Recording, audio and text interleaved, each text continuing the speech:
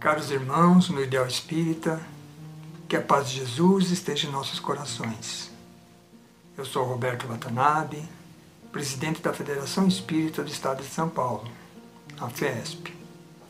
Com o propósito de refletirmos acerca dos ensinamentos de Jesus, estaremos iniciando uma série de preleções com base no Evangelho segundo o Espiritismo, editado em 1864 por Allan Kardec, o codificador da doutrina espírita. E nós vamos iniciar com o tema Cristo, que está no capítulo 1 do livro, cujo título é Não Vim Destruir a Lei.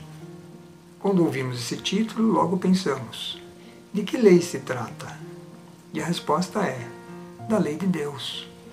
Lei que está expressa por Moisés nos 10 mandamentos. Os 3 primeiros que nos falam acerca das nossas obrigações para com Deus, nosso Pai maior.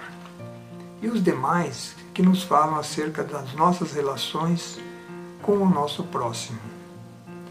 Desses 7 mandamentos que falam acerca da relação com o nosso próximo, é interessante notar que apenas o primeiro, que diz honra teu pai e a tua mãe, tem um caráter afirmativo, ou seja, dizem o que nós devemos fazer. Os demais, eles têm um caráter restritivo, dizendo o que nós não devemos fazer. Não matarás, não cometerás adultério, não furtarás e assim por diante. Em suma, eles nos recomendam que nós não façamos mal ao nosso próximo. Depois de Moisés e dos profetas, vem Jesus. E Kardec nos diz que Jesus não veio destruir a lei, ele veio cumpri-la, desenvolvê-la, aperfeiçoá-la. E Jesus resume todos os mandamentos em apenas 2 preceitos: amar a Deus sobre todas as coisas e ao próximo como a si mesmo. Vejam que agora os 2 preceitos têm um caráter afirmativo. Jesus não diz, não faça isto, não faça aquilo. Ele nos diz, faça. Ou seja, ama a Deus e ama a teu próximo. Em suma, ele nos recomenda para que façamos o bem ao nosso próximo. Jesus chega ao ponto de dizer que nós devemos, inclusive, amar aos nossos inimigos. Isso nos remete à questão 642 do Livro dos Espíritos, quando Kardec pergunta: será suficiente não se fazer o mal para ser agradável a Deus e assegurar uma situação futura? E os espíritos superiores respondem: não, é preciso fazer o bem no limite das próprias forças, pois cada um responderá por todo o mal que tiver ocorrido por causa do bem que deixou de fazer.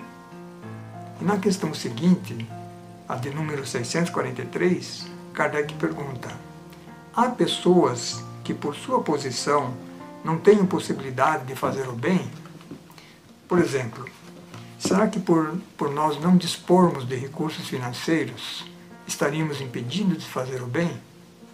E a resposta é: não há ninguém que não possa fazer o bem. Somente o egoísta não encontra jamais a ocasião de praticá-lo. Então essa é a recomendação básica do Evangelho: fazer o bem sempre. E nesse momento delicado pelo qual nós passamos, frente à pandemia que ameaça o mundo todo, temos a oportunidade de aplicar o preceito de Jesus, buscando seguir as recomendações das autoridades governamentais e sanitárias e não nos esquecendo de auxiliar aqueles que passarão por dificuldades nesse momento de recesso das nossas atividades. E nós queremos aproveitar também esse momento para reforçar o convite para a nossa tarefa de vibrações à distância. Que nós possamos, todo dia, às 21h30, nos recolher, cada um em sua casa, fazer uma prece, ler um trecho do Evangelho segundo o Espiritismo ou outro texto edificante, e em seguida nós vibrarmos. vibrarmos por toda a humanidade desse planeta, pelos governantes para que tomem as decisões necessárias ao bem do nosso povo, pelos profissionais da saúde que cumprem valorosamente o seu dever de cuidar da nossa saúde, aos acometidos pelas doenças e também por todos aqueles que de uma forma ou outra sofrem o impacto dessa pandemia. Por último, nós podemos também vibrar para que possamos superar o mais breve possível esse momento de crise. É um momento de solidariedade de nossa parte para com todos. Aproveitemos também para buscar em Deus as forças para nos mantermos firmes e perseverantes durante todo esse processo pelo qual passamos. Concluindo a nossa preleção de hoje, nós vamos lembrar também lá do texto, do capítulo 1, onde Kardec nos diz que Jesus afirma que a lei de Deus terá que ser cumprida em toda a sua extensão, por todo o nosso planeta, em toda a sua pureza. Mas ele não disse tudo. E do que Jesus disse, muitas coisas não eram possíveis de ser compreendidas à sua época.